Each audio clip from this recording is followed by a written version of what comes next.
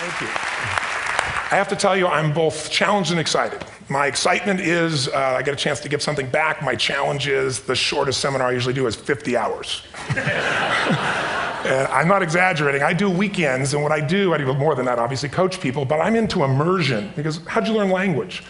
You didn't learn it by just learning principles. You got in it, and you did it so often that it became real. And the bottom line of why I'm here, besides being crazy mofo, is that I'm really in a position, I'm not here to motivate you, obviously. You don't need that. And a lot of times, that's what people think I do, and it's the furthest thing from it. What happens, though, is people say to me, well, I don't need any motivation. And I say, well, that's interesting. That's not what I do. I'm the why guy. I don't know why you do what you do. What is your motive for action? What is it that drives you in your life today, not 10 years ago, or are you running the same pattern? Because I believe that the invisible force of internal drive activated is the most important thing in the world. I'm here because I believe emotion is the force of life. All of us here have great minds. You know, most of us here have great minds, right?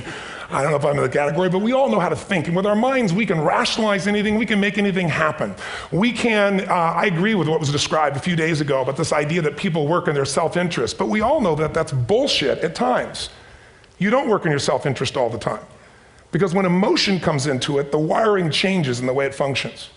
And so it's wonderful for us to think intellectually about how the life of the world is, and especially those who are very smart. We can play this game in our head, but I really want to know what's driving you. And what I'd like to maybe invite you to do by the end of this talk is explore where you are today for two reasons. One, so that you can contribute more.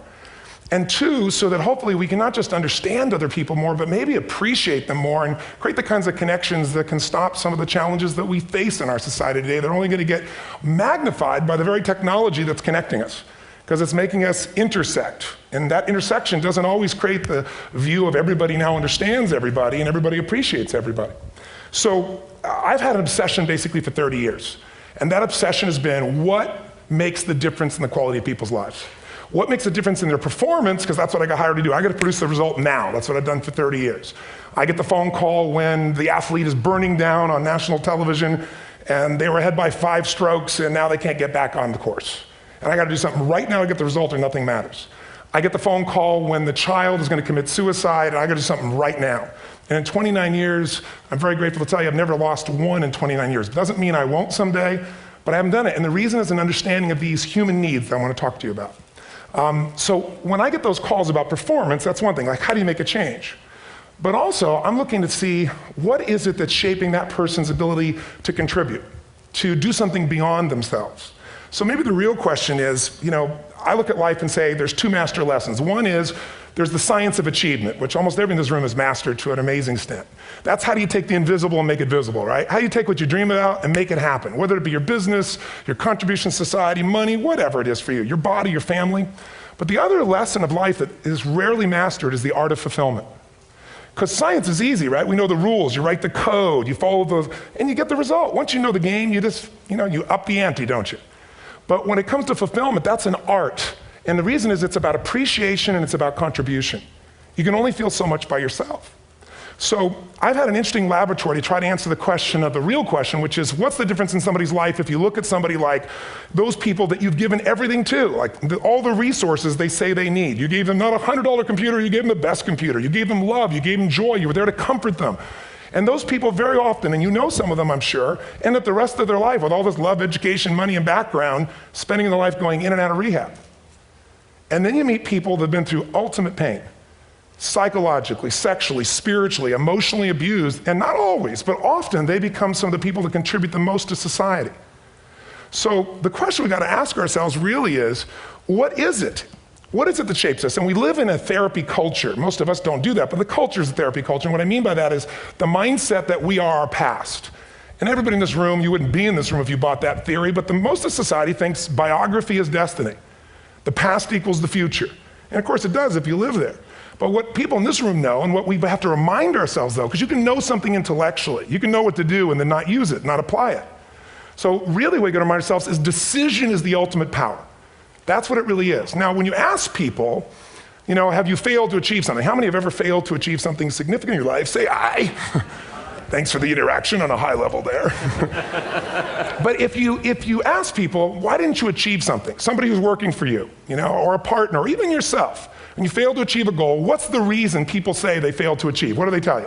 Didn't know enough, didn't have the knowledge, didn't have the money, didn't have the time, didn't have the technology. You know, I didn't have the right manager.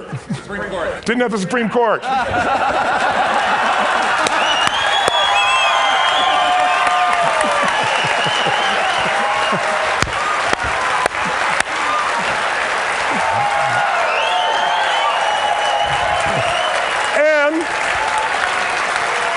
And what do all those, including the Supreme Court, have in common? They are a claim to you missing resources. And they may be accurate. You may not have the money. You may not have the Supreme Court. But that is not the defining factor.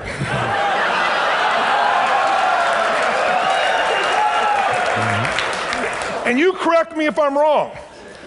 The defining factor is never resources, it's resourcefulness. And what I mean specifically, rather than just some phrase, is if you have emotion, human emotion, something that I experienced from you day before yesterday at a level that is as profound as I've ever experienced, and if you'd communicated with that emotion, I believe you would have beat his ass and won.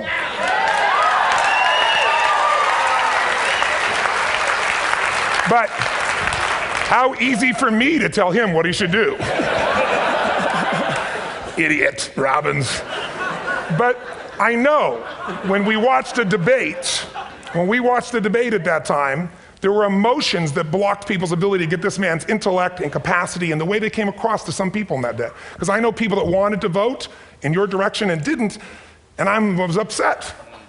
But there was emotion that was there. How many know what I'm talking about here? Say I. So emotion is it, and if we get the right emotion, we can get ourselves to do anything. We can get through it. If you're creative enough, playful enough, fun enough, can you get through to anybody, yes or no? Yeah. If you don't have the money, but you're creative and determined enough, you find the way.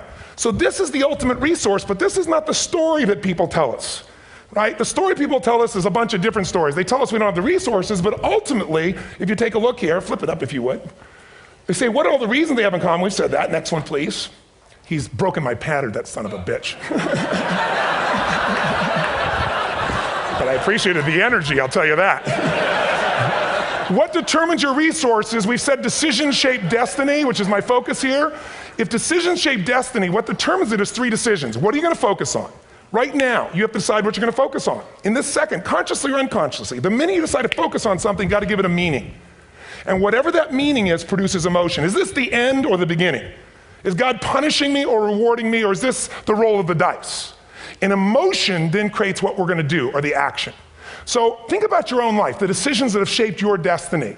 And that sounds really heavy, but in the last 5 or 10 years, 15 years, haven't there been some decisions you've made that if you made a different decision, your life would be completely different? How many can think of one, honestly? Better or worse? Say I. So the bottom line is maybe it was where to go to work and you met the love of your life there. Maybe it was a career decision. I know the Google geniuses I saw here. I mean, I understand that their decision was to sell their technology at first. What if they made that decision versus to build their own culture? How would the world be different? How would their lives be different? Their impact. The history of our world is these decisions. When a woman stands up and says, no, I won't go to the back of the bus, she didn't just affect her life. That decision shaped our culture. Or someone standing in front of a tank. Or being in a position like Lance Armstrong and someone says to you, you got testicular cancer. That's pretty tough for any male, especially if you ride a bike. Right? You got it in your brain, you got it in your lungs. But what was his decision of what to focus on? Different than most people. What did it mean? It wasn't the end, it was the beginning. What am I gonna do? He goes off and wins 7 championships he never won once before the cancer because he got emotional fitness, psychological strength. That's the difference in human beings that I've seen of the 3 million I've been around. Because that's about my lab. I've had 3 million people from 80 different countries that I've had a chance to interact with over the last 29 years. And after a while, patterns become obvious. You see that South America and Africa may be connected in a certain way, right? Other people say, oh, that sounds ridiculous. It's simple. So what shaped Lance, what shapes you? 2 invisible forces, very quickly. 1, state. We all have had times. Have you had a time you did something and after you did it, you thought to yourself, I can't believe I said that. I can't believe I did that. That was so stupid. Who's been there? Say I. Have you ever done something after you did it, you go, that was me. Right? It wasn't your ability, it was your state. Your model of the world is what shapes you long term. Your model of the world is the filter. That's what's shaping us. That's what makes people make decisions. When we want to influence somebody, we gotta know what already influences them. And it's made up of 3 parts, I believe. First, what's your target? What are you after? Which I believe it's not your desires. You can get your desires to goals. How many of you got a goal, desire, and thought, is this all there is? How many been there? Say aye. So it's needs we have. I believe there are 6 human needs. Second, once you know what the target that's driving you is and you uncover it for the truth, you don't form it, you uncover it.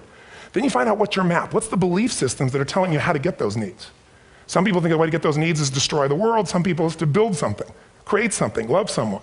And then there's the fuel you pick. So very quickly, 6 needs, let me tell you what they are. First one, certainty.